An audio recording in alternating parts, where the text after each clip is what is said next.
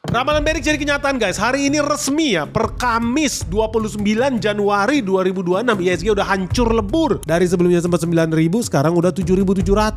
Market belum tutup, tapi gue yakin bakal turun lagi di bawah 7.700. Artinya apa? IHSG bakal minus lebih dari 13%, membuktikan kebenaran ramalan Benik 1 tahun yang lalu. Hah?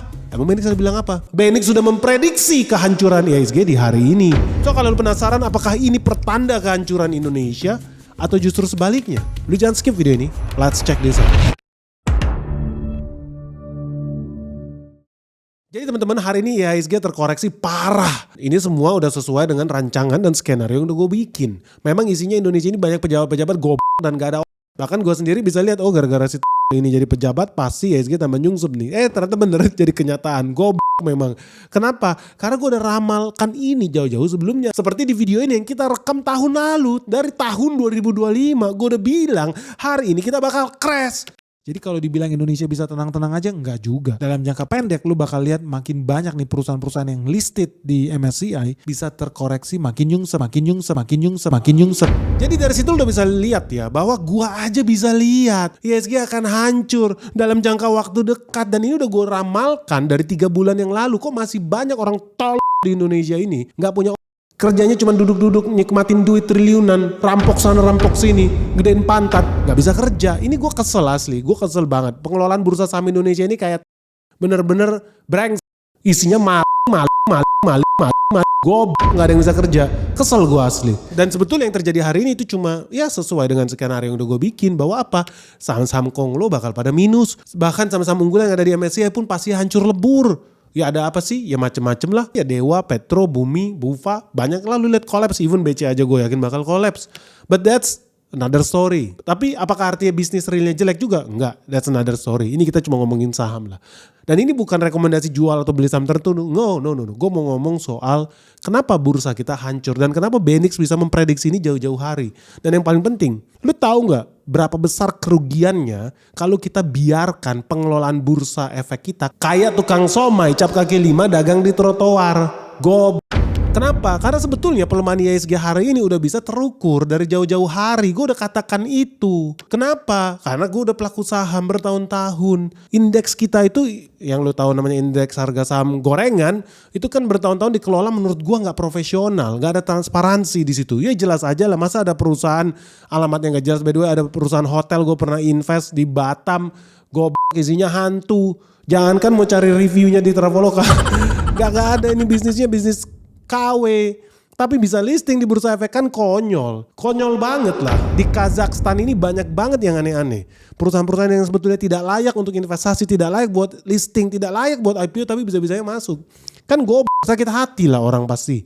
Ujung-ujungnya apa ya, kita sebagai investor jadi harus lebih cerdik. Karena kita berjalan di pinggir-pinggir jurang. Gue kecewa, gue memang sangat-sangat kecewa dengan pengelolaan IHSG kita. Sangat kecewa, tapi bukan artinya gue stop berinvestasi di dalam negeri. Jauh lebih baik tetap. Karena kita artinya mendukung pengusaha-pengusaha di Indonesia. Yang benar ada gak? Ada. Banyak ya, cukup banyak juga. Tapi hari ini membuktikan bahwa apa? Bahwa yang namanya transparansi itu penting. Accountability itu penting. Dan ini yang dituntut sama MSCI. Jadi kalau ditanya Benik mendukung gak MSCI? Dukung, supaya apa? Bursa kita tambah baik, tambah lebih bagus lagi. Kenapa bursa kita sampai trading halt? Ya simpel aja, karena MSCI itu meragukan pengelolaan bursa kita, meragukan transparansi saham di Republik Kazakhstan ini guys. Jadi wajar aja kalau mereka collapse. Wajar, sangat wajar, dan gue kesel memang. Dan by the way ini gue udah sering ceritakan di Benik Investor Group. Makanya teman-teman buruan deh, buat yang belum join di Benik Investor Group, kalau lu serius ya menjadi investor saham, buruan join di Benik Investor Group. Karena hal yang terjadi di hari ini kita udah bahas dari tahun lalu sebetulnya.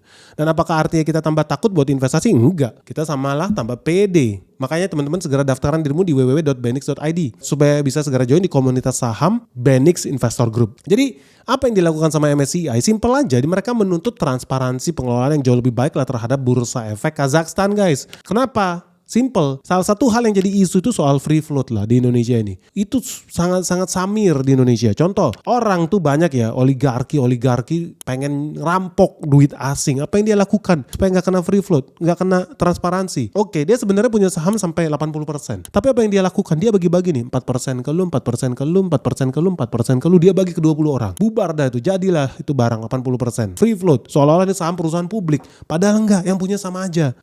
emang. Ujung-ujungnya apa? Ya katanya perusahaan besar, perusahaan 100 triliun. Kalau free floatnya ada 20%, realitanya harusnya ada 20 triliun dong yang mondar-mandir di bursa. Faktanya kan enggak. Jadi ada begitu banyak yang aneh di sini bahwa banyak oligarki-oligarki hitam yang sebetulnya takut ketahuan. Sebetulnya perusahaan ini bukan perusahaan publik, ini mah perusahaan pribadi. Karena 80% sahamnya punya dia lagi kalau dicari-cari ini yang namanya beneficiary owner, the real beneficiary owner itu sama. Ketrack itu semua. Akibatnya apa ya? Dia terpaksa bagi-bagi ke proksi-proksinya, boneka-bonekanya mereka. Dan ini gue udah bilang berulang-ulang, hati-hati lu, hati-hati. Lama-lama asing ini sakit hati juga sama lu. Karena kalau kepemilikan publiknya sebegitu kecil, gampang banget buat melakukan manipulasi untuk naikin atau turunin harga sahamnya seenak jidat. So apa yang dilakukan oleh MSCI? Dia melakukan interim freeze, dibekukan saham-saham perusahaan Indonesia yang struktur sahamnya dipertanyakan. Kenapa? Karena bisa jadi terjadinya coordinated trading. Jadi mereka sebetulnya melakukan insider trading lah, perdagangan tapi terkoordinasi. Halo proxy A nanti lu jual segini, halo proxy B nanti lu beli segini, halo proxy C. Itu cuma permainan boneka aja. Dan ujung-ujungnya apa? Kalau kita lihat pembentukan harganya menjadi tidak wajar yang kita lihat di sana. Makanya gue udah berulang kali bilang lu hati-hati, lu punya otak dikit makanya. Karena artinya apa yang lu lihat di pasar, di bursa, di aplikasi lu itu gak merepresentasikan real mekanisme pasar yang seharusnya, yang sewajarnya, yang senormalnya. Dan penting isu free float ini guys. Karena free float ini adalah jumlah saham yang betul-betul beredar di publik. Kalau duit ini kayak M0 bro. Ini ada di kantong lo. Real yang lu bisa belanjakan pakai istilah makronya. Nah free float ini adalah saham yang real lu bisa transaksikan. Hari ini mau jual, besok beli, jual, beli. Jadi saham yang betul-betul liquid. Namanya juga perusahaan publik. Sahamnya harus bisa dimiliki oleh publik. Bukan kata-katanya perusahaan publik. Tapi ternyata sahamnya dimiliki oleh si A, B, C yang gak pernah bergerak juga sebetulnya sahamnya. Ujung-ujungnya katanya perusahaan TBK. Tapi sahamnya tidak benar-benar beredar di publik dan artinya sahamnya tidak benar-benar bisa diperdagangkan bebas di pasar sebagaimana saham free float pada umumnya. Nah wajar aja kalau kemudian MSCI ini sakit hati dan bete. Kenapa? Ya gue pun kalau mengelola MSCI gue sakit hati karena orang itu sangat percaya sama MSCI. Banyak perusahaan-perusahaan besar di dunia sangat percaya sama MSCI. Banyak perusahaan dana pensiun di dunia mengelola dana ribuan triliun percaya sama MSCI dan mereka sudah menyatakan sumpah mati setia mengikuti apa kata MSCI. Contoh, dana pensiun Norwegia udah sumpah mati kalau MSCI beli saham A, mereka akan masuk saham A. Kalau MSCI bilang saham ini bagus, masuk ke dalam indeks MSCI, dia akan ikut MSCI. Makanya ada bobot. Oh, bobotnya di sini 10%, bobotnya di negara ini 20%, bobotnya di indeks ini 13%. Sebagai pengelola duit ribuan triliun juga nggak mau pusing, dia akan ikut aja kata indeks. Indeks MSCI bilang begini. Dia akan adjust portofolionya sama seperti pergerakan indeks MSCI. Dan makanya penting banget bagi negara kita buat ngerti. Inilah yang dipercaya oleh negara asing, oleh big fund asing. Karena nggak mungkin mereka tahu satu-satu, oh ternyata Bank Ganesha, BGTG banknya bagus, kantor pusatnya di Hayamuruk, bank sekecil itu, bank buku satu. Tahu dari mana mereka? Kantornya di Kanada. Enggak pusing. Mereka cukup bilang apa? Lihat indeks MSCI masuk, mereka bikin apa? Indeks A, taruh duit kita 1T di indeks A. Indeks A gerakannya gimana? Ikutin aja. Hari ini komposisi indeks A 10% Bank BCA, besok kata indeks A 11% BBRI. Ikutin aja terus sama mereka. Mereka juga gak mau ribet guys, duitnya banyak. Artinya apa? Penting buat kita menanggapi serius apa kata MSCI ini. Bukan kayak orang goblok udah bilang MSCI yang bener itu ABCDE ya. Lu harus lakukan ABCDE ya, biar investor-investor terlindungi. Investor siapa?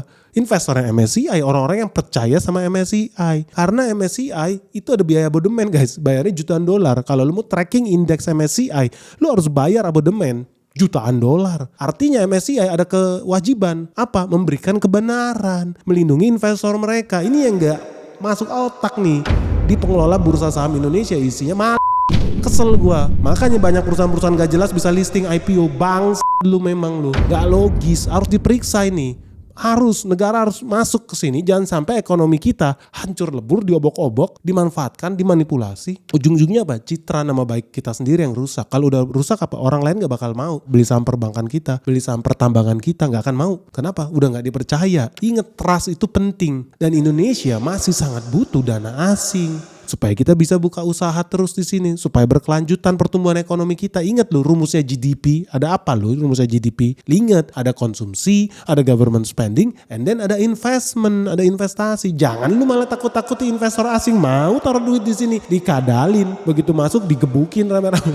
Aduh sedih banget gua. Dan yang gua sangat sedihkan ini udah gua suarakan dari berbulan-bulan lalu kejadian hari ini, tapi nggak ada yang dengerin. Goblok. Dan gua udah bikin perhitungannya. Lu tau gak sih? Minimal dana asing yang bakal cabut itu sekitar 2,2 billion dollar. Dan kalau Indonesia nggak bisa tanggapin ini dengan serius, dana asing bisa keluar sampai 3 kali lipat lebih loh. Gue punya hitungan sekitar 7,8 billion dollar alias sekitar 131 triliun. Ini kalau kondisi terparah Indonesia sampai jatuh ke frontier market, yang artinya bursa saham Kazakhstan yang ada di Indonesia ini, bursa saham Indonesia jatuh tadinya emerging market ke frontier market, yang artinya bursa saham Indonesia duduk sejajar dengan bursa saham Kazakhstan. Dan kali ini gue gak bercanda guys, Kazakhstan itu dianggap sebagai negara abal-abal, makanya masuk di frontier market. Indonesia emerging market, bursa efek bursa saham negara berkembang, di bawahnya frontier market, negara abal-abal. Isinya apa di situ? Ada Bangladesh, ada Kazakhstan, ada Kenya. Pokoknya negara-negara nggak jelas lah. Vietnam pun sebetulnya di situ. Jadi Indonesia ini udah punya keunggulan loh dibandingkan Vietnam yang GDP 8%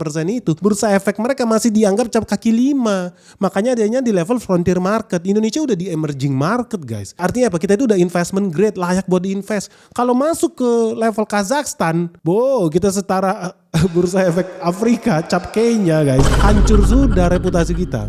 Duit ratusan triliun bakal keluar outflow. Dan ini gak boleh dibiarkan. Makanya negara betul-betul harus turut campur di sini. Harus. Gue jujur aja gue kesel banget selama bertahun-tahun sama pengelolaan bursa saham Indonesia. Harus direformasi. Pecatin itu pejabat-pejabat yang gak jelas. Masa saham-saham bodong bisa IPO? Gak masuk akal. Gak masuk akal. Tolonglah. Please lah. Kita sebagai investor itu mau ikut loh membangun negara ini loh. Kita punya duit gak kita titipin di Singapura loh. Gak dibawa kabur loh ke luar negeri loh. No. Kita punya duit, terima gaji setiap bulan. Kita pengen mendukung pengusaha Indonesia, bisnis Indonesia, beli saham Indonesia. Malah dikarungin, malah dibawa lari, kan gak bener.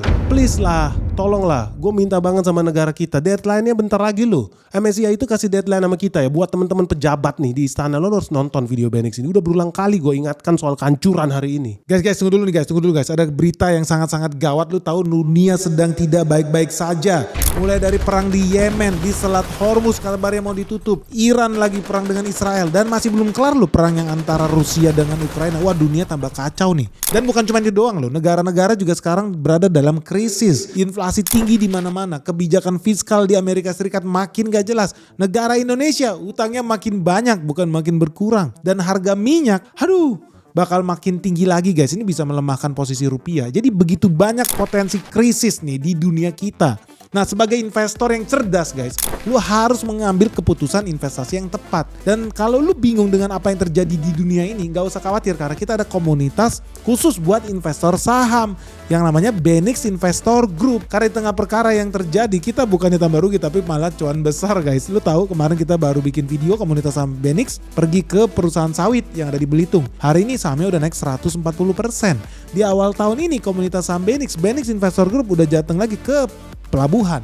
Di sana kita ketemu perusahaan emiten parkiran berhubungan dengan mobil listrik. Hari ini mungkin sahamnya udah di atas 50%. Dan kita juga melihat ada begitu banyak loh perusahaan di Indonesia yang bisa kasih kita cuan lebih tinggi lagi. So teman-teman tunggu apa lagi nih? Di tengah era yang penuh ketidakpastian, dibanding duit lu habis kena inflasi, lebih baik lu jadi investor saham. Dan kalau lu bingung dengan dunia saham, jangan kemana-mana, langsung aja daftar di komunitas saham Benix Investor Group. Karena kalau lu punya komunitas saham, lu punya temen diskusi. Kita di sini banyak sharing tentang perusahaan-perusahaan yang bagus, pilihan investasi yang ada di Indonesia. Apalagi teman-teman di sini juga bisa dapat fasilitas lo, akses ke direktur-direktur perusahaan emiten yang ada di IHSG. Kita juga datang loh ke lokasinya. Jadi teman-teman gak beli kucing dalam karung karena teman-teman bisa datang site visit langsung, lihat lokasi usahanya. So tunggu apa lagi guys? Segera daftarkan dirimu sekarang juga di Benix Investor Group di www.benix.id atau di nomor WhatsApp yang ada di bawah ini. So tunggu apa lagi guys? Sampai ketemu di komunitas saham Benix.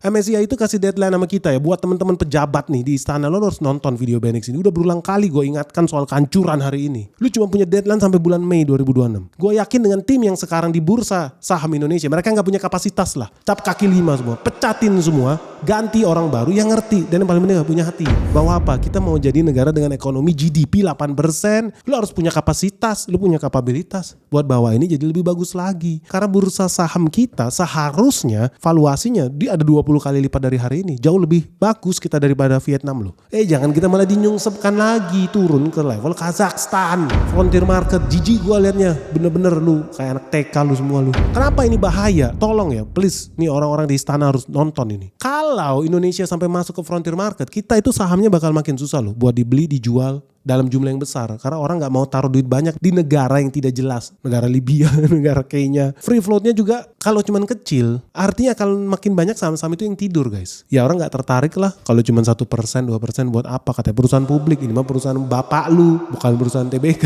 Dan ujung-ujungnya apa kalau free floatnya kecil? Investor asing juga susah mau masuk, susah mau keluar. Dan akibatnya market jadi jauh lebih gampang buat dimanipulasi. Manipulasi seperti apa? Ya simpel aja, dia bisa gampang nih buat loncat naik tinggi besok. Tiba-tiba besok jatuh tajam ke jurang neraka. Bisa terjadi ketika kita masuk ke frontier market. Kita benar-benar jadi negara cap kaki 5 guys. Dan sekali lagi gue bilang, kenapa ini harus diseriusin? Negara harus serius reformasi bursa saham Indonesia. Pecatin semua pejabatnya, dipecat secara tidak hormat, penjarakan bahkan. Kenapa?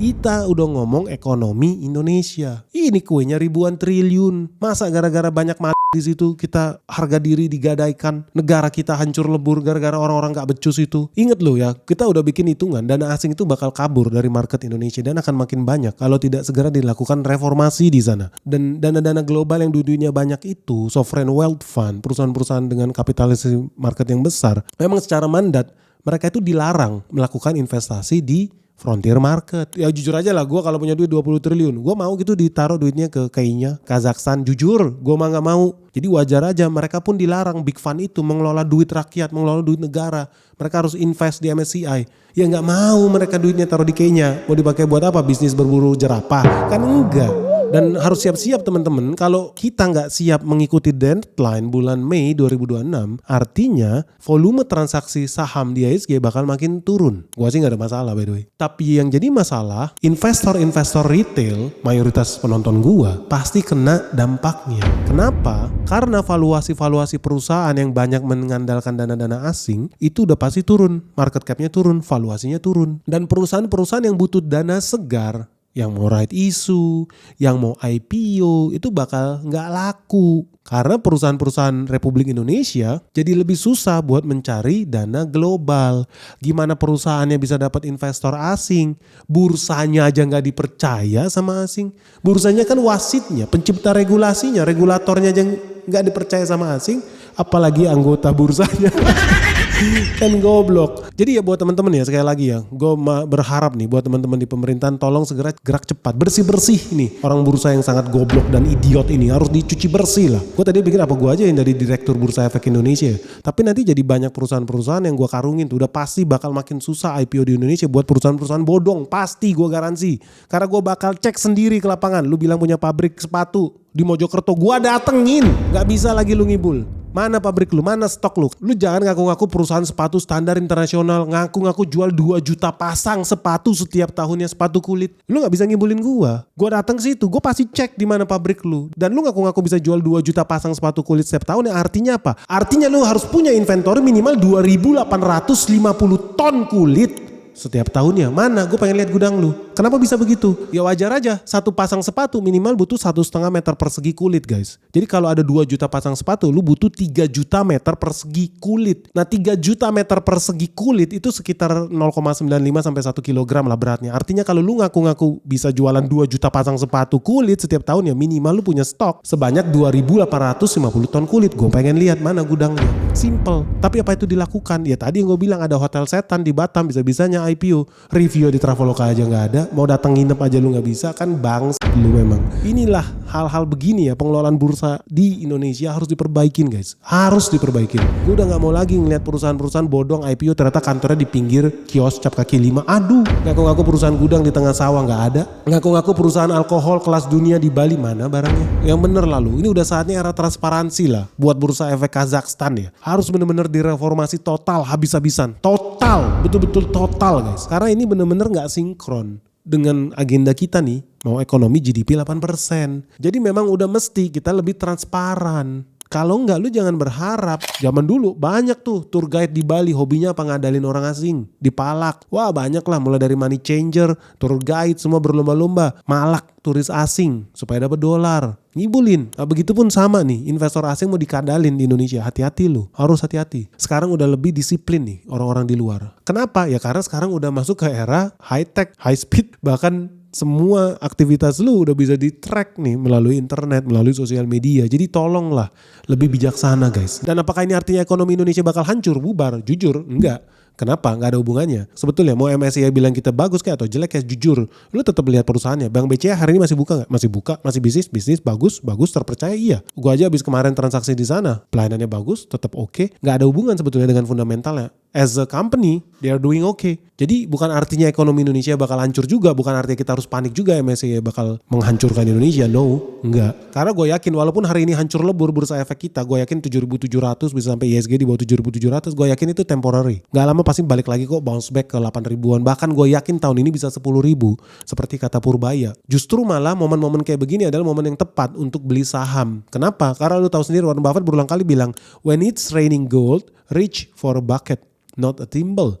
Artinya apa? Kalau lagi hujan duit nih, kita sekarang hujan emas bahkan, lo tuh harus lari-lari, ambil ember yang gede. Jangan malah lu ambil sendok atau ambil gayung, kekecilan bro. Memang ini momen yang bagus buat beli dan gue udah kasih tahu jauh-jauh hari. Makanya ini bukan artinya lo harus takut jadi investor, lu justru makin pede jadi investor. Nah, buat teman-teman makanya buruan daftar di komunitas saham Benix Investor Group supaya lu bisa dapat visibilitas yang lebih bagus lagi terkait perjalanan investasi kamu. Dan ingat ya, John D. Rockefeller juga berulang kali bicara hal yang sama tentang kejadian hari ini. The way to make money is to buy when blood is running in the street. Jadi saatnya lu cetak duit, menghasilkan duit sebanyak-banyaknya, itu justru ketika orang-orang panik. Padahal udah darah udah berceceran nih guys. Itu sebetulnya momen yang terbaik untuk cetak duit, momen terbaik buat beli saham, momen terbaik buat investasi. Jadi apakah artinya gue ketakutan dengan yang terjadi di ISG hari ini? Enggak. Gue malah happy karena kita investor. Kalau lu trader pasti lu ketakutan. Kenapa gue happy? Karena kita sudah perkirakan ini dari jauh-jauh hari. Dalam jangka pendek lu bakal lihat makin banyak nih perusahaan-perusahaan yang listed di MSCI bisa terkoreksi makin nyungsep.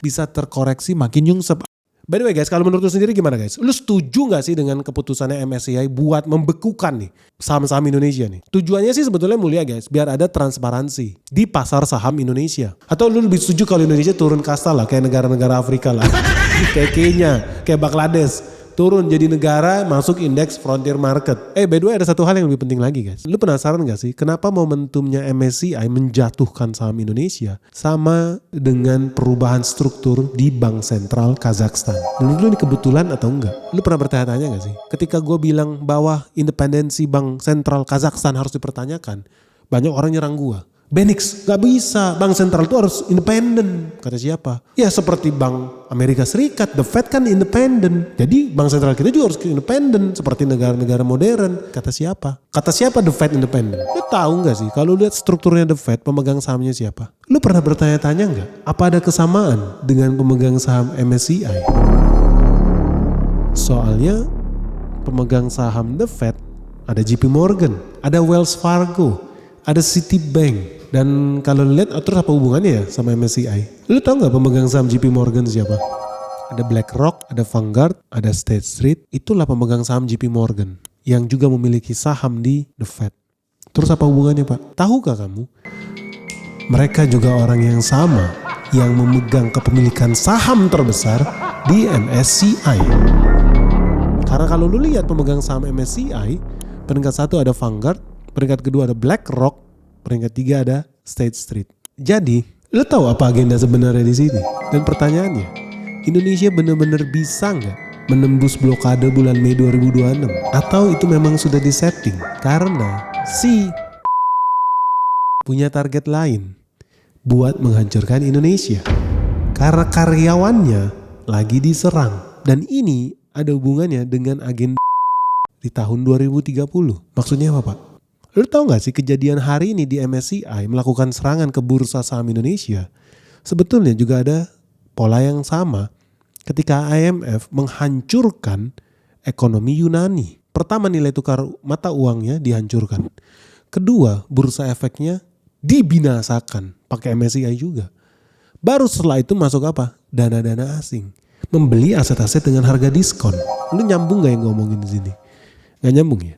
Kalau lu gak nyambung, lu setuju gak kalau kita bikin lebih detail tentang strategi MSCI, IMF, dan untuk menghancurkan Indonesia menggunakan pola yang sama di Yunani, Argentina, dan kalau lu penasaran segera like video ini. Begitu sampai 24.000 likes dalam 24 jam, kita kupas tuntas nih.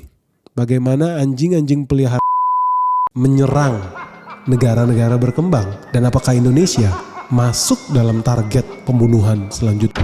Oke guys, sampai ketemu di video selanjutnya. Segera pencet like. Semoga video ini bermanfaat. Salam sehat, salam cuan, bye-bye.